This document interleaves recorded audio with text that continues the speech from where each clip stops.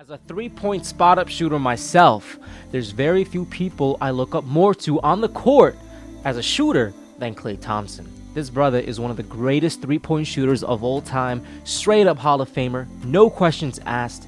But real talk, this season, my man is struggling. What up, everybody? It's your boy STG Hoops here with a brand new video. Go ahead and like this video, subscribe, join the family. We almost at 1,000 subscribers. We are getting there. And let's get straight to it. Think about the Splash Brothers. Only two people come to mind. That's Stephen Curry and that's Klay Thompson. That's your A plus B equals splash in your face all day, every single day. At least until this season. Maybe some of the previous seasons as well.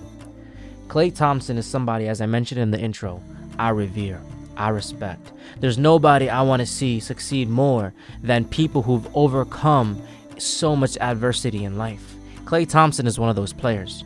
Achilles, ACL, etc. To see him back on the court just is a dub within itself. As a Derrick Rose fan, you already know I can empathize with that. Just the fact that he's on the court. But of course, sometimes you gotta just talk objectively too. You got to talk about what you're seeing on the court, because there's a lot of hungry players who want to take people's spots. That's just how it is in the game. And it's tough to see somebody who literally was one of the most feared. I actually heard some people saying, in the past, years ago, Klay Thompson may be better of a straight up shooter, spot up shooter, than maybe even Stephen Curry. At one point, this was actually a conversation. Look, bro, Curry's the greatest shooter of all time. If you can't admit that, bro, I don't know what you're watching. Anyways, it's hard to see somebody who was that high in that discussion really just end up playing the way he is right now. The Golden State Warriors are obviously struggling. They are struggling not just on the court, but off the court as well. There's a lot of things going on in that organization. Draymond Green obviously has a huge part to play in it. I'll say this, Stephen Curry has nothing to play in terms of their struggles. Why? Because this brother is hooping out of his mind. This brother is still getting 30-point games like it's nothing, hitting multiple threes, assists, passing, driving to the lane. You already know what he's doing. He is insane, 36 years old or so. This brother is balling. So I'm taking him out of the equation right now, because right now we're talking about Klay. But there's other factors too. Klay Thompson is 33 years old. He'll be 34, I believe, next year. Still, with medicine and things like that, and you look at people like Curry, and you look at people like Kevin Durant, and LeBron James ain't human, so we're going to take LeBron James out of this discussion.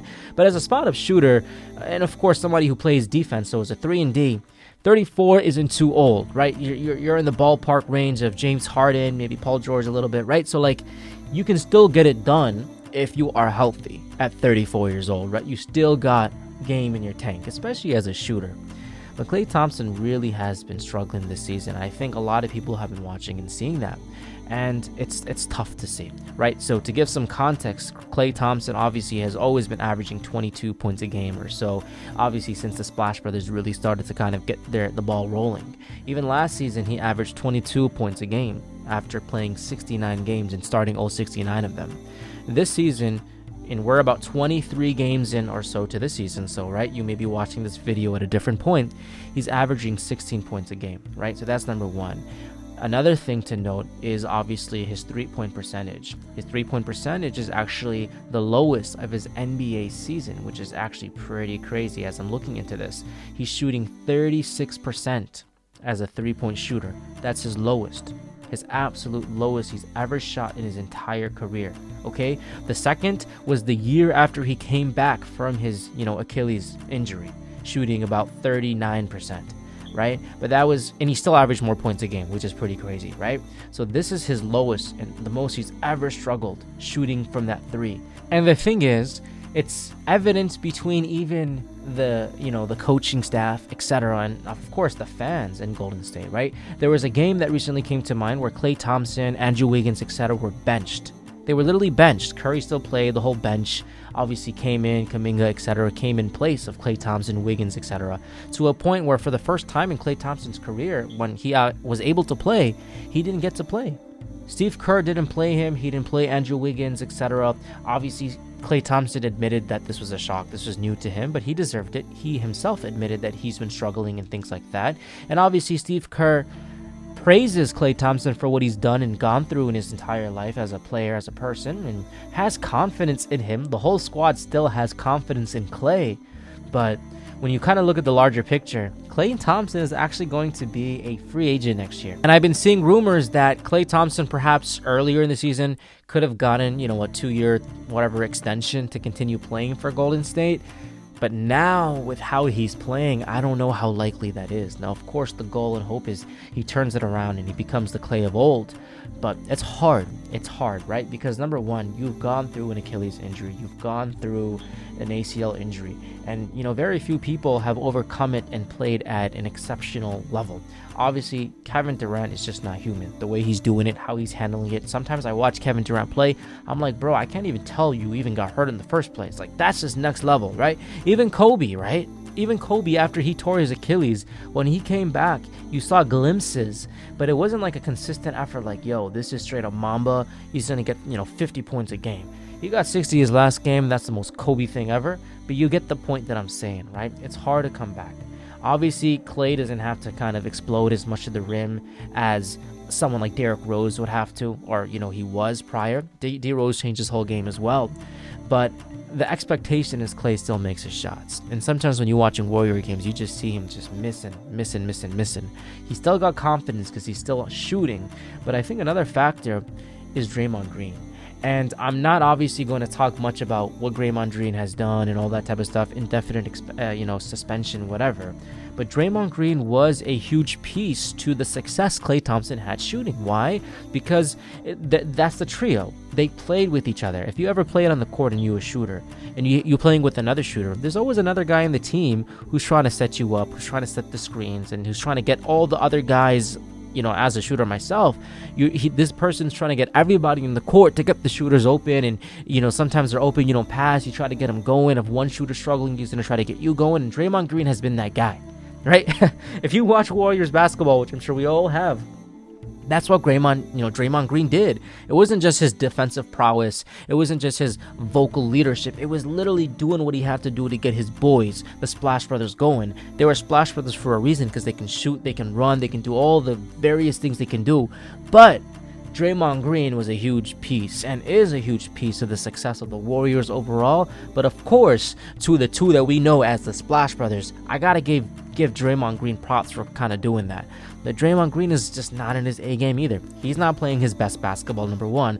Number two, he's going through his own ish right now, and that's affecting him on the court. And then in return, that's making these players, at least Klay Thompson, not play the way he used to.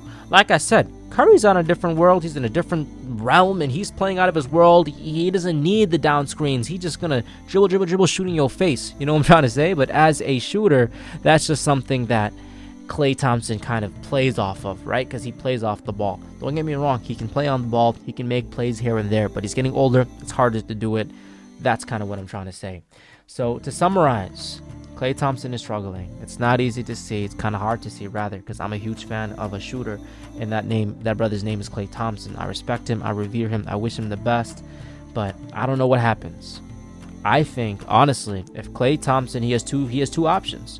This offseason, if Klay Thompson continues playing this way, at a mid-level, then either A, Klay Thompson re-signs with the Golden State Warriors for a much less amount of money. He's not going to get, $40 million a year or whatever he may be looking for. That's definitely not going to happen. He may have to sign for a lower amount, or maybe he's going to have to finally go and play with LeBron James in the squad and the Lakers. Those seem like the only two options to me, right? But he's going to be looking for some money. And it really just depends where he's going to be at in his stage in his career, right? I don't see Klay Thompson as, I definitely will never see, I can never envision Stephen Curry leaving the Warriors, just like we could never see Kobe leaving the Lakers and Dirk leaving the Mavs. I can never see this brother, Curry, leaving. I can't say that I agree with that for Klay. I could see Klay Thompson being with the Warriors for life, but I could also see Klay Thompson later in his career going to a different team. That's my take on it. But in the comments down below, let me know what y'all think about Klay Thompson. Do you think he's going to pick it back up? Do you think he's going to really get a groove going and really just become that Klay Thompson of old this season? Do you think he's going to continue to struggle? Do you think he's going to sign with the Warriors this next offseason, right? Or do you think he's going to go to another team? let's talk about Klay Thompson in the comments. I can't wait to hear from y'all. We're going to discuss and we're going to go back and forth. It's going to be great. Like this video if you haven't. Subscribe if you haven't, bro. We are growing this channel. We don't script these videos. We just have fun. We talk hoops. It's in our blood. I'll see y'all in the next video, everybody.